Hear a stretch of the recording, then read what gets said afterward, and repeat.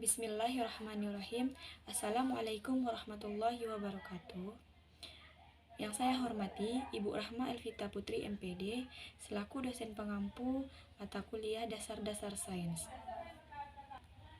Baiklah, selanjutnya izinkan kami dari kelompok 7 mempresentasikan materi Dasar-Dasar Sains mengenai pemanasan global dan perubahan iklim. Yang mana kelompok 7 beranggotakan yang pertama Tiffany Nafisa Arif dengan NIM 21231148. Yang kedua ada Putri Anissa Rizaldi dengan NIM 21231086. Yang ketiga ada Sylvia Gustri Adea dengan NIM 21231098. Yang keempat ada Putri Amalia Ersa dengan NIM 21231136. Selanjutnya yaitu ada Vivin Gustri Pratiwi dengan NIM 21231106. Ada beberapa hal yang akan kami bahas terkait materi pemanasan global dan perubahan iklim. Pertama ada definisi, yang kedua ada faktor penyebabnya, yang ketiga ada proses terjadinya, yang keempat ada dampak, yang terakhir ada cara mengatasinya. Yang pertama yaitu pengertian pemanasan global dan perubahan iklim. Pemanasan global ada beberapa. Yang pertama ada pengertian pemanasan global dan perubahan iklim.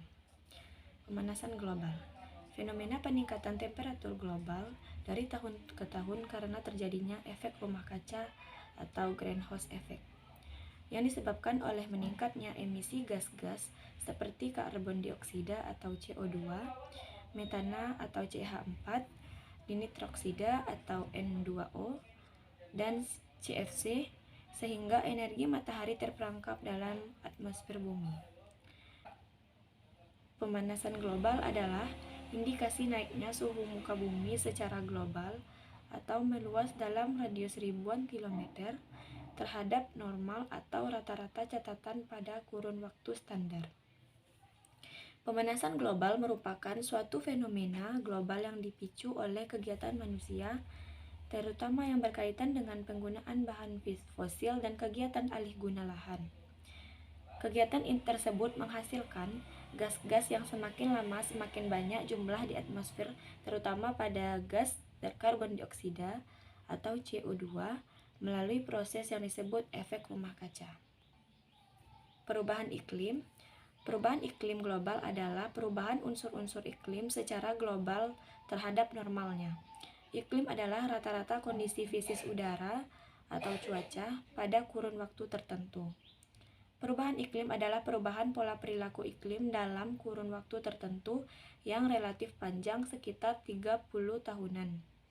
Ini bisa terjadi karena efek alami, namun saat ini yang terjadi adalah perubahan iklim akibat kegiatan manusia. Perubahan iklim terjadi akibat meningkatnya suhu udara yang berpengaruh terhadap kondisi permeteran iklim lainnya. Perubahan iklim mencakup perubahan dalam tekanan udara, arah dan kecepatan angin dan curah hujan. Materi kedua yaitu faktor penyebab terjadinya pemanasan global dan perubahan iklim. Faktor penyebab pemanasan global. Faktor penyebab pemanasan global ada 4. Yang pertama, penebangan hutan. Bila hutan musnah, terjadi peningkatan jumlah karbon dioksida yang membuat bumi menjadi panas. Kedua, penambangan. Bahan bakar yang digunakan oleh bermacam kendaraan dan pabrik-pabrik mengakibatkan terjadinya polusi udara dan bertambah panasnya suhu bumi. Ketiga, penggunaan klorofluorokarbon. Kumpulan zat klorofluorokarbon dapat merusak lapisan ozon yang menyebabkan naiknya suhu bumi atau terjadinya pemanasan global. Keempat, efek rumah kaca.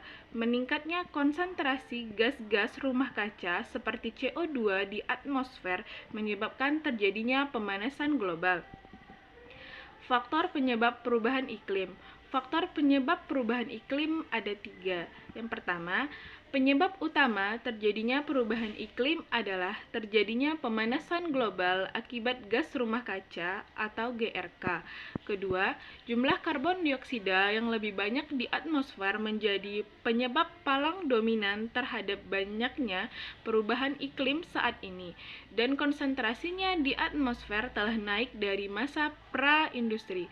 Ketiga, lebih banyak air, tetapi penyebarannya tidak merata. Adanya peningkatan presipitasi pada beberapa dekade terakhir. Sekian penjelasan dari saya. Baiklah, di sini saya akan menjelaskan tentang proses terjadinya pemanasan global dan perubahan iklim. Yang pertama yaitu proses terjadinya pemanasan global. Ketika sinar matahari memasuki atmosfer bumi, sinar matahari tersebut harus melalui lapisan gas rumah kaca.